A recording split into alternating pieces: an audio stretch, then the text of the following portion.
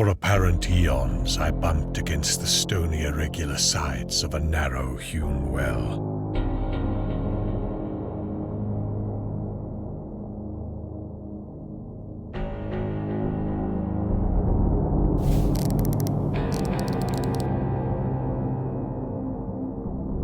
My nostrils were assailed by a scarcely definable menace, a creeping odor of damp and staleness, curiously.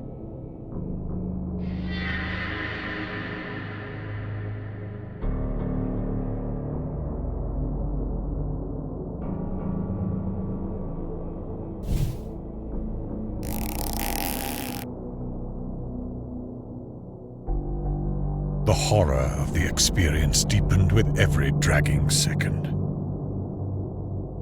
Then, the mental cataclysm came.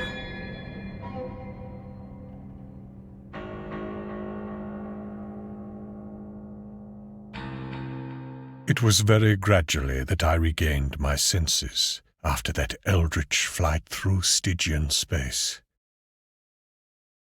I must be lying helpless in some nameless cavern world toward the core of the planet.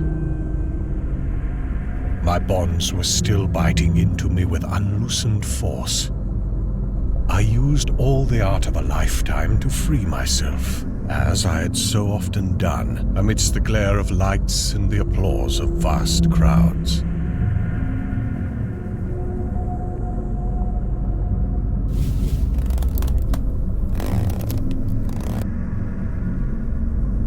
When I was finally free, I peered diligently in every direction, yet met only an ebony blackness. Obviously, I ought not to walk at random, so I paused to note the direction of the cold, fetid, natron-scented air current. Accepting the point of its source as the possible entrance to the abyss, I strove to keep track of this landmark and to walk consistently toward it.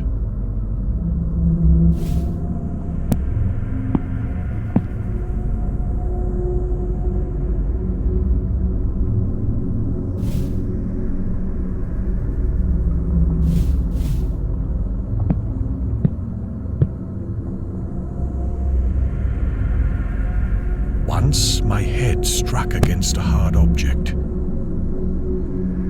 It was the base of a column of unbelievable immensity, whose surface was covered with gigantic chiseled hieroglyphics.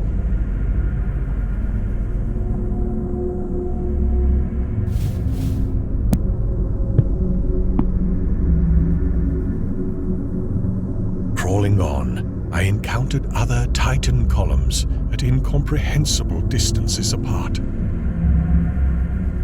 Suddenly, I began to hear, faintly and afar off, the morbid and millennial tramping of the marching things.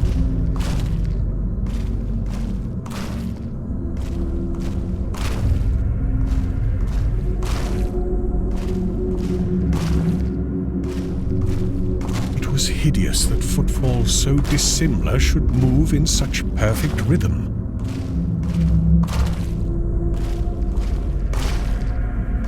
The tramping drew nearer.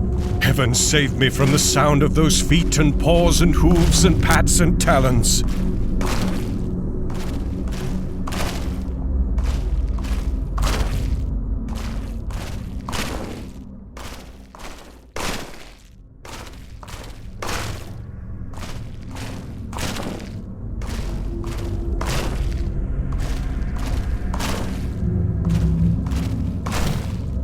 Down limitless reaches of sunless pavement, a spark of light flickered in the malodorous wind. I drew behind the enormous circumference of a cyclopic column, that I might escape for a while the horror.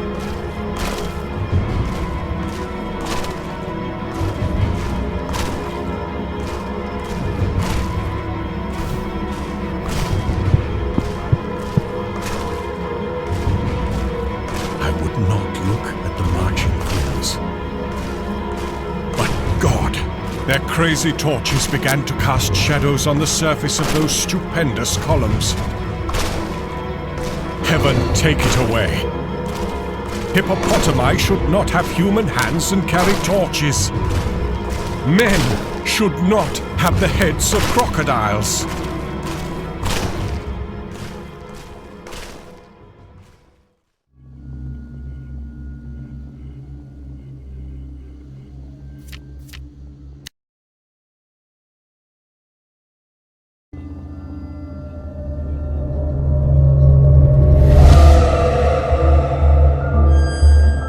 Writing this under an appreciable mental strain, since by tonight I shall be no more.